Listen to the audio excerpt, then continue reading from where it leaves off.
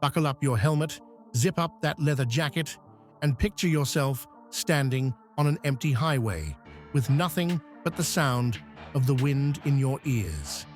Today, we're traveling back to the 1970s, an era when chrome was king, exhausts roared, and speed was everything. This was the decade when manufacturers weren't afraid to experiment with wild ideas, from screaming two-stroke triples to the very first production inline-six engines.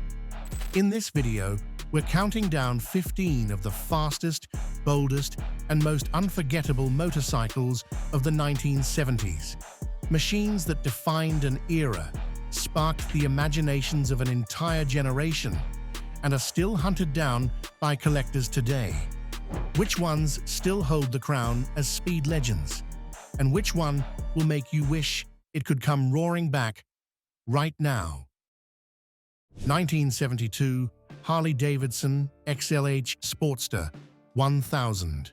Released at a time when Harley still ruled the streets, this Sportster was powered by a 998 cubic centimeter Ironhead V-twin engine, capable of reaching about 110 miles per hour. Its 0 to 60 miles per hour time was a leisurely 5 to 7 seconds. Not the fastest, but the experience it delivered was unmatched. The deep exhaust note, the signature Harley rumble, and the raw vibrations through the handlebars created an unfiltered, visceral ride. This was the bike associated with the drifters, the rebels, the ones chasing freedom on the open road, just like Peter Fonda in the legendary film Easy Rider. The Sportster embodied the rebellious spirit of a generation looking to break free from convention. Originally priced around $2,500, a well-preserved Sportster today can fetch up to $20,000. Harley sold tens of thousands of them, making it one of the company's most beloved models. 1976 Honda CBX1000 Supersport. After Harley's thunderous V-twin, 1976 saw Honda release the CBX1000 Supersport, the motorcycle that democratized speed. Powered by a 736 cubic centimeter air-cooled inline-4, producing around 68 horsepower, the CBX1000 could reach 115 miles per hour and hit 0 to 60 miles per hour in 6 to 7 seconds.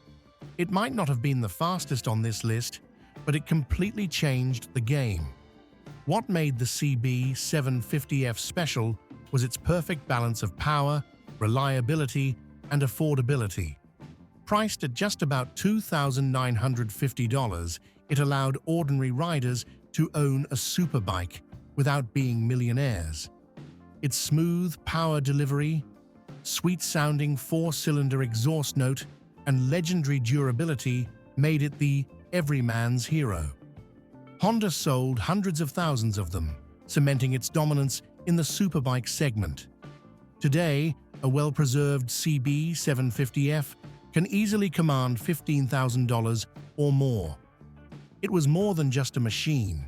It was a symbol of an era when high performance became accessible to everyone. 1973 Triumph X75 Hurricane.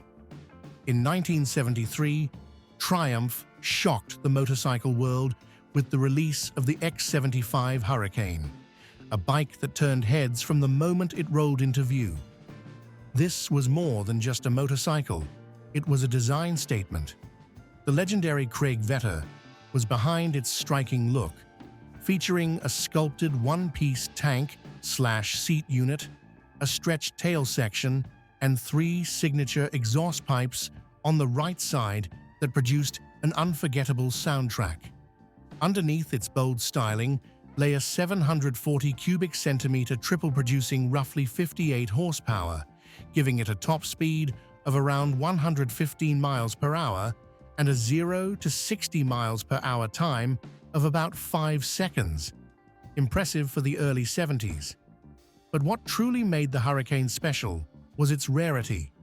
just under 1,200 units were produced, making it one of Triumph's most collectible machines. Priced at $2,900 when new, today, a pristine Hurricane can fetch $75,000 or more at auction. The X75 Hurricane was Triumph's rebellious masterpiece, breaking tradition and paving the way for more daring motorcycle designs. 1973 Kawasaki H2 Mark 4750. This bike was so fast, it could make even seasoned riders break into a sweat. Powered by a 748 cubic centimeter two-stroke triple producing around 74 horsepower, the H2 was deceptively calm at low revs until that peaky power band hit, unleashing an explosive surge of speed. The H2 could hit a top speed of about 120 miles per hour and rocket from 0 to 60 miles per hour in just 4.5 to 5 seconds, making it one of the fastest bikes of the 70s. Its brutal power delivery earned it the nickname Widowmaker, and with good reason. Lose focus for a split second and it could throw you off the saddle. For adrenaline junkies, though, the H2 was the ultimate dream machine. Today, a well-preserved H2 can command prices north of $30,000, and its relatively limited production run keeps collectors chasing after them. 1971 Moto Guzzi 7 Sport. This bike redefined Moto Guzzi's sporty image with its transversely mounted 748 cubic centimeter V-twin, producing about 52 horsepower, capable of nearly 120 miles per hour. The V7 Sport wasn't the outright fastest, but it offered such a perfectly balanced ride that many call it the best Guzzi ever built. Its low-slung tank, sculpted seat, and forward-leaning riding position made you feel like you were piloting a race bike on public roads. The redesigned steel frame lowered the center of gravity, giving the V7 Sport razor-sharp cornering and stability even at high speeds. Originally priced around $2,500, the V7 Sport quickly became the choice for riders who valued Italian finesse and craftsmanship. Today, pristine examples can command over $20,000, proving its timeless appeal. 1975 BMW R90S. This wasn't just a motorcycle, it was a ticket to refined sport touring, turning every mile into a smooth, exhilarating experience. The R90S packed an 898 cubic centimeter air-cooled boxer twin, making 67 horsepower and topping out at 124 miles per hour. Impressive numbers for its time. But BMW didn't stop at performance. They equipped it with a strong front disc brake, carefully tuned suspension for long trips, and an aerodynamic fairing that sliced through the wind. Its hand-painted two-tone smoke finish gave it the look of a rolling piece of art. Originally priced around $3,070, today a pristine R90S can fetch over $20,000. The R90S showed that a motorcycle could do more than just go fast.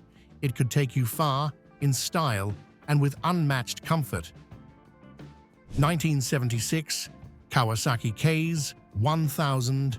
Its 1,015 cubic centimeters DOHC inline-4 engine made over 90 horsepower, pushed the bike to 125 miles per hour, and hit 0 to 60 miles per hour in just 2.9 seconds, numbers that would still impress today. The KZ1000 wasn't just about brute force. Its upgraded suspension and braking system gave it remarkable agility, making it equally capable of straight-line blasts and corner carving. This balance of power and control made it a favorite among speed enthusiasts. It also cemented its place in pop culture through its appearance in the legendary Mad Max film. In police spec KZ1000 1000p form, giving it a lasting image as the bike of the enforcers. Originally priced at about $3,700, a well-preserved KZ1000 now sells for $15,000 or more. 1973. Norton Commando 850 Mark 1A. In the mid-1970s, with Japanese bikes dominating, the 1973 Norton Commando 850 Mark 1A reminded the world that the British still had their own identity, the classic cafe racer spirit perfected. Its 829 cubic centimeters parallel twin engine produced about 58 to 60 horsepower and delivered a top speed of 125 miles per hour. Plenty to hold its own against many Japanese superbikes of the era. The combination of the featherbed frame and ice-elastic mounting system made the ride smooth and stable, even at high speeds, letting you feel the heartbeat of the engine without numbing your hands. Its raspy exhaust note, slim tank, and tidy proportions gave it an unmistakable presence, elegant yet rebellious. Originally priced at around $2,300, today a pristine Commando can bring more than $25,000 at auction, a testament to its status as one of the most collectible British bikes ever made. 1978 Moto Guzzi Le Mans 850. Called Italy's street racer with a clear racing DNA, the Le Mans 850 was powered by an air-cooled 844 cubic centimeter V-twin engine, producing about 80 horsepower and reaching a top speed of roughly 130 miles per hour, an impressive figure for the late 1970s. This bike was designed to be both beautiful and fast. Its long, sculpted fuel tank, low seat, and aerodynamic front fairing allowed riders to tuck in perfectly at high speed.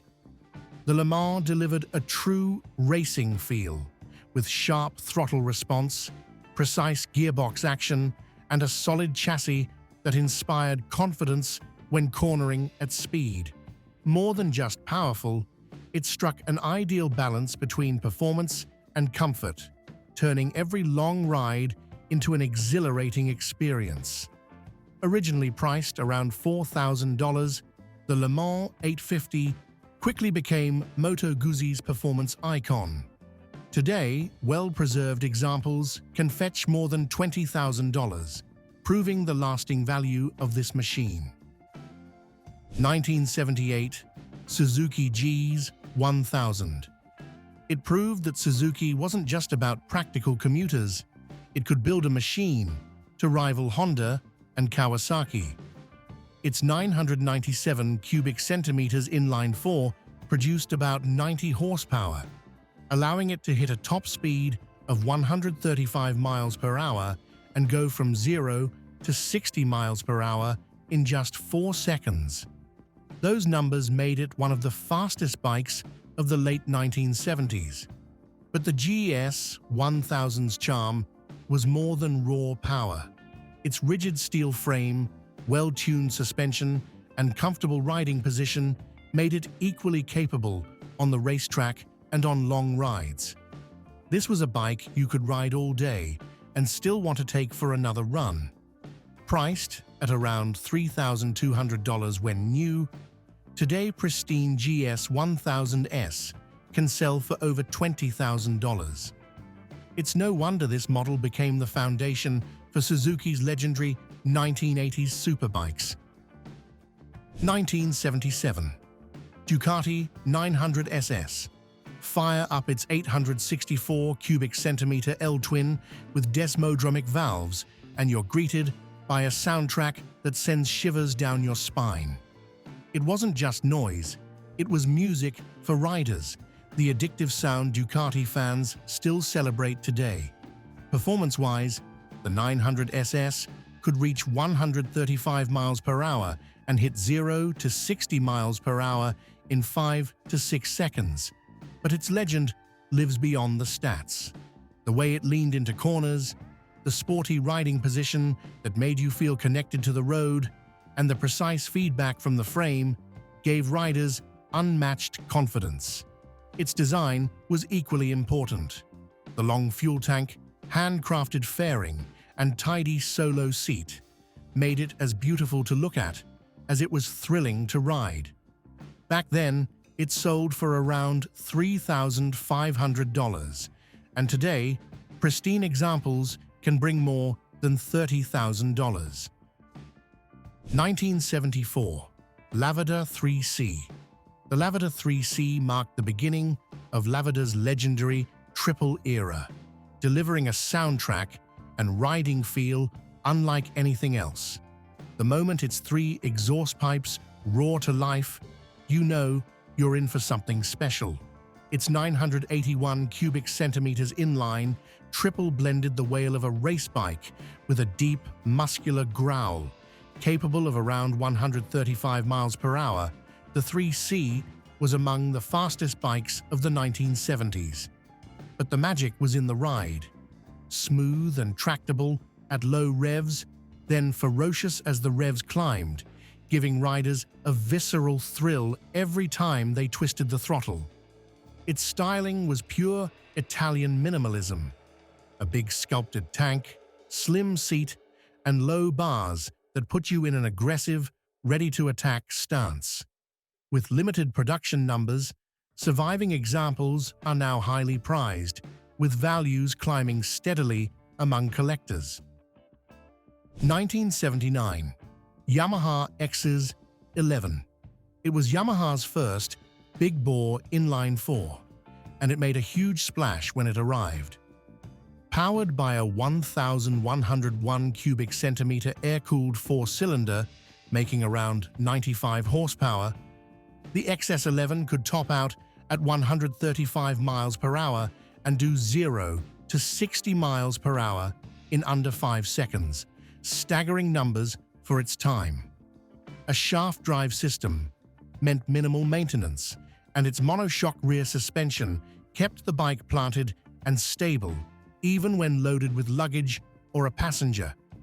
Designed with the long-haul rider in mind, the XS11 featured a wide seat, upright ergonomics, and smooth power delivery, making it an ideal touring companion.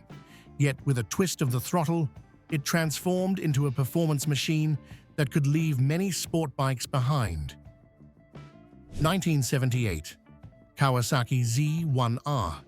The Kawasaki Z1R was one of the boldest superbikes Kawasaki ever built in the 1970s. More than just a refined Z1, it was Kawasaki's statement that a superbike could be both brutally fast and unapologetically stylish. Its 1,015 cubic centimeters DOHC inline-4 produced around 90 horsepower, giving it a blistering 137 miles per hour top speed and a 0 to 60 miles per hour time of just 3.9 seconds, making it one of the fastest bikes in the world at its debut. What set the Z1R apart was its aggressive look, the squared-off front fairing, distinctive matte blue-gray or black paint, cast alloy wheels, and forward-leaning riding position made it look ready to attack the road. This was the bike for riders who wanted to dominate the highway and make a statement doing it. Today, pristine Z1Rs are highly collectible and often fetch over $20,000. It remains a milestone in Kawasaki's superbike history and a forerunner of the modern sport bike era. 1979, Honda CBX1000. Nothing could close this list more spectacularly than the Honda CBX1000, the inline-6 motorcycle that stunned the world upon its debut.